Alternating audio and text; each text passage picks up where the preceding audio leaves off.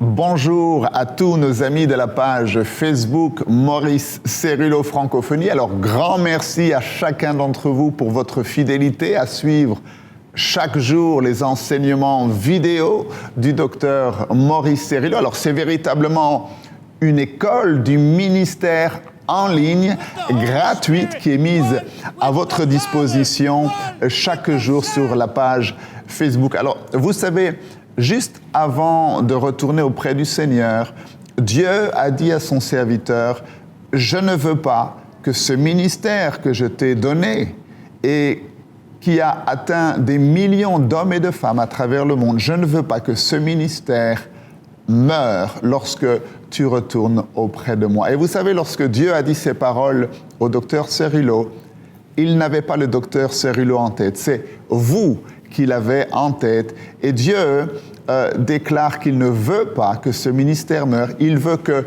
l'onction, le manteau apostolique et prophétique, les révélations que Dieu a données à son serviteur soient maintenant déposées, communiquées dans votre vie alors que vous suivez ces enseignements fidèlement chaque jour afin qu'à votre tour, vous puissiez gagner votre nation, votre ville, votre village, votre maison à Jésus-Christ et faire les preuves que Jésus-Christ est celui qu'il dit être, le Fils du Dieu vivant. Alors, ici, depuis le centre Legacy à San Diego, nous envahissons littéralement la francophonie pour Jésus. Et vous savez, nous avons commencé cette page il y a quelques semaines de cela et nous approchons déjà les 5000 abonnés. Alors, grand merci. L'objectif est d'atteindre très rapidement 25 000 et puis 50 000 et puis 100 000 et ensuite 1 million et véritablement,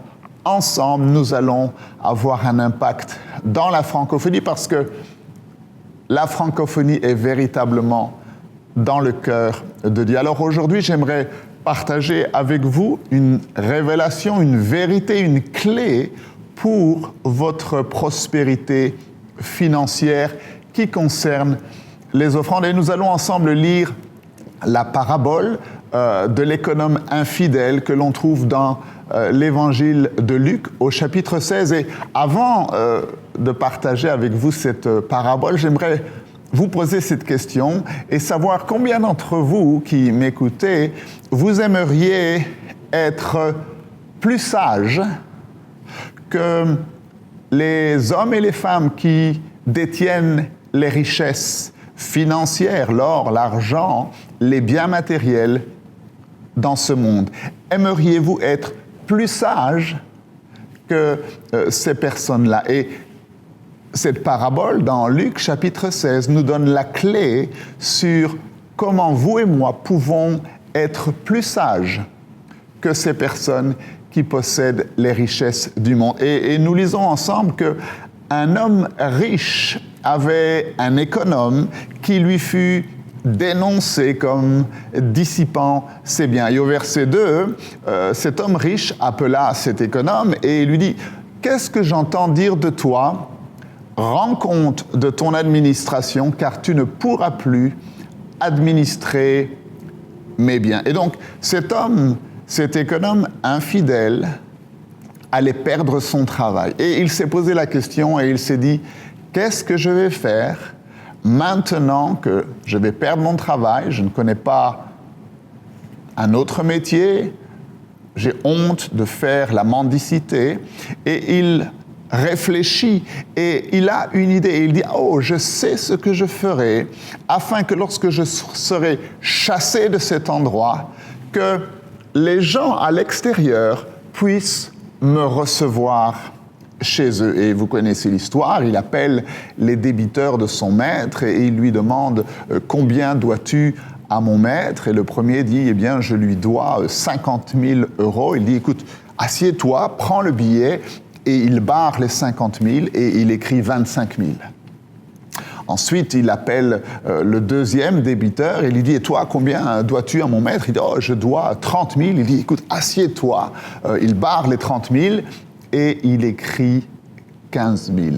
Et alors, ce que j'aimerais souligner ici, c'est que au verset 8, il y a une affirmation très surprenante du maître vis-à-vis du comportement de l'économe infidèle. Et il dit, le maître loua l'économe infidèle de ce qu'il avait agi avec sagesse, de ce qu'il avait agi prudemment.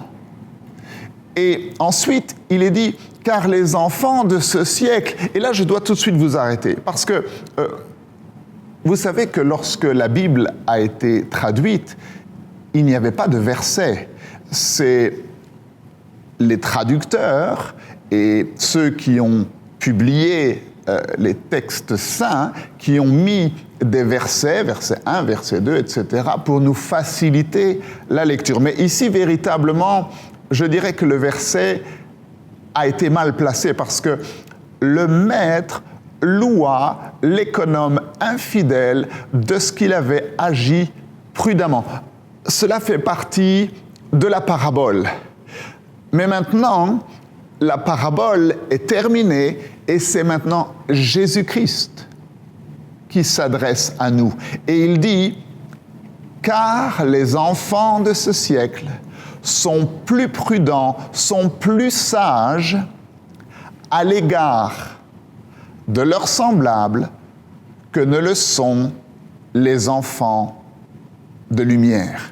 Et donc, Jésus nous dit que les enfants du monde sont plus sages concernant les finances que ne le sont les enfants de lumière. Les enfants de lumière, ce sont ceux qui ont donné leur cœur à Jésus-Christ. Mais il ne nous laisse pas là, il nous donne maintenant la clé pour découvrir comment nous pouvons renverser cela, comment nous pouvons, nous, devenir plus sages et plus prudents que les enfants du monde. Et il nous donne la solution, la clé, la réponse au verset 9, en disant ceci. Il dit, « Faites-vous des amis avec les richesses injustes pour qu'ils vous reçoivent dans les tabernacles éternels quand elles viendront à vous manquer. » Alors, de quoi est-ce que Jésus-Christ nous parle? Il met en parallèle l'attitude malhonnête de cet économe infidèle qui avait fraudé, qui avait comploté contre son maître. Non seulement il était infidèle dans sa gestion quotidienne, mais en plus il a été infidèle dans son comportement par la suite, où il a diminué les dettes des débiteurs de son maître pour que ces mêmes débiteurs le reçoivent dans leur maison une fois qu'il aura perdu son travail. Et là maintenant, Jésus-Christ nous dit, vous, de la même manière, vous devez vous faire des amis avec les richesses injustes. Alors, les richesses injustes, c'est l'argent, c'est les dollars, ce sont les euros, ce sont les francs CFA, c'est votre monnaie. C'est cela, les richesses injustes dont il est question ici. Il dit, vous devez vous faire des amis avec les richesses injustes pour que ces amis-là vous reçoivent dans les tabernacles éternels. De quoi est-ce que Jésus-Christ nous parle?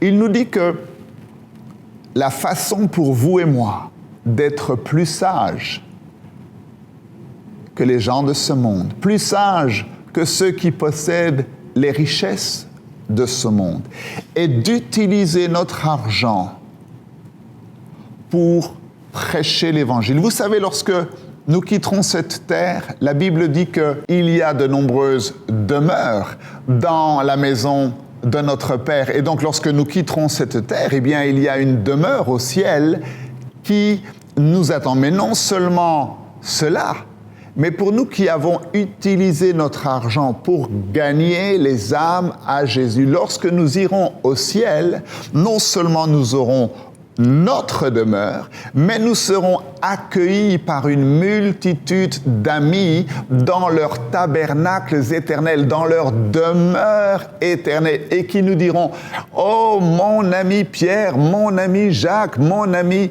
Marie, quel que soit votre prénom, vous pouvez mettre votre prénom là.